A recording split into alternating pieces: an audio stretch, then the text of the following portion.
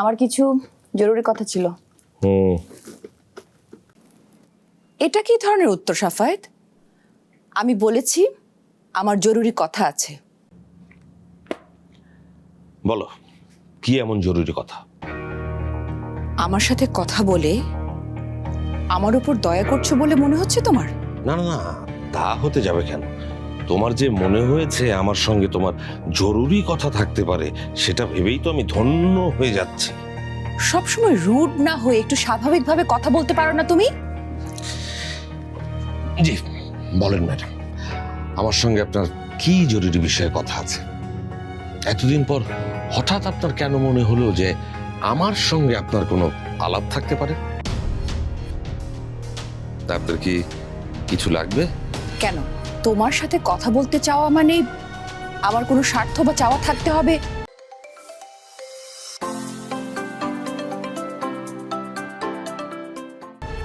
মানে এমনটাই ভাবো তুমি?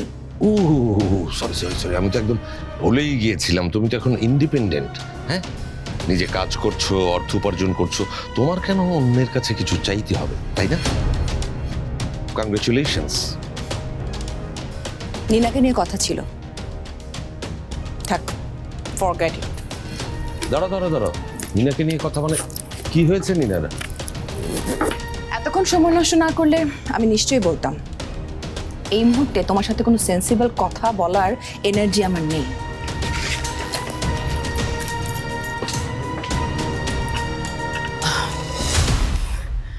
আমি কি ভুল সময় চলে আসলাম? বিপাশা কিছু বলবে? আমি অফিসে যাচ্ছিলাম। আপনাদের জন্য চা করে আনলাম। ভাবি, আপনার অফিস কেমন যাচ্ছে? কাজের চাপ কি খুব বেশি? বিপাশা, আমি তোমাকে আগেই বলেছি আমার কাজ অন্য কেউ করে দিবে সেটা আমি একদমই পছন্দ করি না। তুমি কেন চা আনলে? ময়নার মা দেশের বাড়িতে গেছে, রাশাকেও দেখলাম না। এদিক দিয়ে যাচ্ছিলাম, তাই ভাবলাম চাটা দিয়ে যাই। আর এই বাড়ির কিছু নিয়ম বদলেছে, আর সেগুলো জানাতে আসলাম। এখন থেকে নিয়ম হচ্ছে সব বেলার খাবার টেবিলে বসে খেতে হবে, এমনকি সকাল সন্ধ্যার চাও। আজকেই ঘরে বসে চার শেষ দিন। আমার অফিস খুব ভালো যাচ্ছে বিপাশা। আর তোমার বাড়ির নিয়ম কানুনের কথা তাদেরকেই বলো যারা বাড়িতেই বসে থাকে।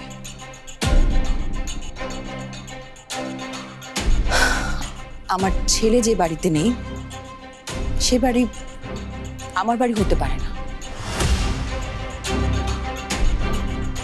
আমি এই বাড়িতে আছি শুধুমাত্র আমার ছেলের জন্য। ও ফিরে আসবে সেই আশায়। এই ব্যাপারে তো অন্য কারো কোনো গরজই নেই। গরজ কিভাবে দেখাতে হবে? অফিস করে কাজ দেখিয়ে? 2 দিন অফিসে যেতে না যেতেই খুব খোঁচা দিয়ে কথা বলা শুরু করেছে লোকটা। প্লিজ, এই কঠিন সময়ে আপনারা নিজেদের মধ্যে ঝামেলা বাড়াবেন না।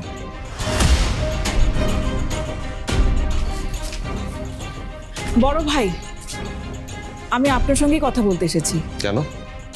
আরো কোনো কথা শোনানো বাকি আছে তোমার?